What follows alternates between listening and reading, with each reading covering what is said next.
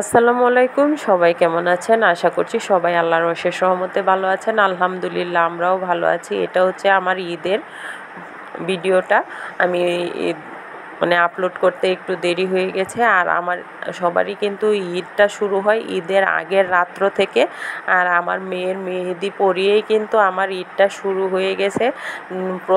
জীবনে প্রথম আমি আমার মেয়েকে মেহেদি পরিয়ে দিয়েছি আলহামদুলিল্লাহ।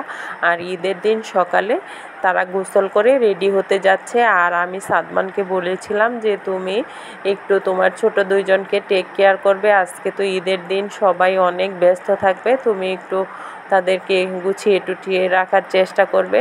আলহামদুলিল্লাহ সাদমান কিন্তু এখন একটু একটু বড় হচ্ছে আর একটু কথা শুনতে চেষ্টা করে, মাঝে মাঝে অনেক কাজ টাজ দিলে সে করতে চেষ্টা করে। আর সেই জন্যই কিন্তু সাউদানকে আর আইমানকে রেডি করিয়ে দিয়েছে। তার বাবা গোসল করিয়ে দেওয়ার পর সাদমানকে কাপড় টাপড় আগেই রেডি করে রেখেছিলাম। সাদমানকে বলেছে যাতে আইমান আর সাউদানকে সে রেডি করে দেয়, কাপড় চোপড় পরিয়ে দেয়। আলহামদুলিল্লাহ সে কথাটা শুনেছে এবং তার ভাই বোনকে কাপড় পরিয়ে দিয়েছে। আর বুড়ি কিন্তু মাশাল্লাহ নিজেই জুতা পরেছে। এখন তারা রেডি হয়ে ঈদের নামাজ পড়তে যাবে, সেই জন্য রেডি হয়ে বাইরে দাঁড়িয়ে আছে। এই যে তারা সবাই রেডি, এখন তাদের নামাজ পড়তে যাওয়ার পালা। আর বললামই তো আমার ঈদের ভিডিওটা একটু আপলোড করতে দেরি হয়ে গেছে, কারণ আমি ঈদের কাজ করতে করতে একটু অসুস্থ হয়ে পড়েছিলাম। বা ভিডিওটা করতে ভিডিওটা এডিটিং করতে দেরি হয়ে গিয়েছিল, সেই জন্য আপলোডটাও একটু দেরিতে হয়েছে। সেটা ব্যাপার না, কিন্তু আমি যে আনন্দের মুহূর্তটা বা ঈদের দিনের কিছু মুহূর্ত ভিডিও করতে পেরেছি, এটাই আলহামদুলিল্লাহ। এই যে তারা কিন্তু রেডি হয়ে এখন নামাজে যাবে।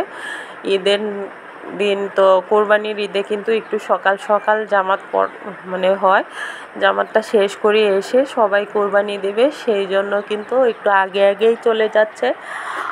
আর এবার আমার সাউদান আর আইমানকে আমার বেশি গোছাতে হয় নাই, আলহামদুলিল্লাহ সাদমানই গুছিয়ে জামা কাপড় পরিয়ে নিয়ে গিয়েছে।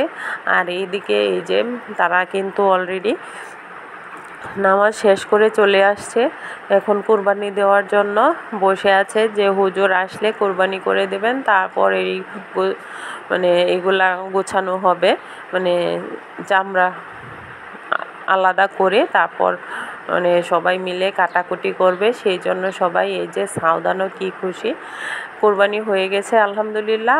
আর এই যে তারা গোস্ত কাটাকাটিতে বসে গেছে। সাদমান কিন্তু বেশ কয়েক বছর ধরে গোস্তটা কাটতে খুব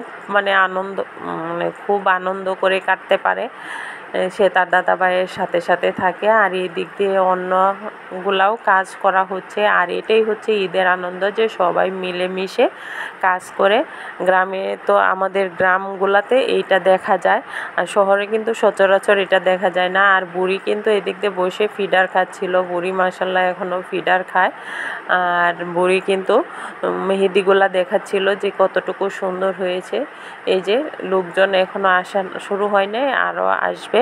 আর এই দিক দিয়ে বুড়িটা দেওয়ার সাথে সাথেই গরম আমার শাশুড়ি বলছিলেন গরম থাকা অবস্থায় পরিষ্কার করে নিলে ভালো, সেই জন্য বুড়িটা শেষ করতে করতে আমি এই দিক দিয়ে গোস্তটা সুন্দর করে ধুয়ে টুয়ে গুছিয়ে রেখেছি। আমার শাশুড়িকে বললাম যে মশলাপাতি উঠিয়ে ভালো করে মাখিয়ে দেওয়ার জন্য, কারণ ঈদের দিন শাশুড়ির হাতের কিন্তু স্পেশাল এই গোস্ত রান্নাটা খুবই মজার হয়। আর এই যে ঈদের দিনটা কোনোভাবে এভাবে কাজ করে শেষ করে আর এটা বুড়িটা নেওয়ার জন্য পরের দিন চলে আসছি। আমাদের মেয়েদের জীবনটাই এরকম, কাজ করতে করতে যায়, কোন দিক দিয়ে যে ঈদটা চলে গেছে সেটা টেরও পাই নাই।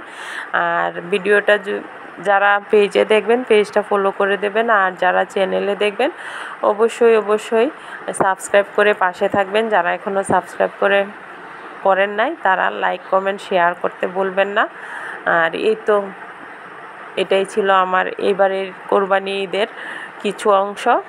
আর কাজের জন্য সেই রকমভাবে কিন্তু ভিডিও করা হয় নাই, এত কাজের চাপ ছিল, কারণ হেল্পিং হ্যান্ড নাই কিছুদিন যাবৎ। কাজ করতে করতে জীবন একদম শেষ হয়ে যাচ্ছে, আর কাজ করতে করতে দেখা যায় এখন মাঝে মাঝেই অসুস্থ হয়ে পড়ছি, কোনো কিছুই সেভাবে মনোযোগ দিয়ে করা যাচ্ছে না, কারণ সবগুলা তো নিজেকেই করতে হয়। ভালো থাকবেন, সুস্থ থাকবেন, আল্লাহ হাফেজ।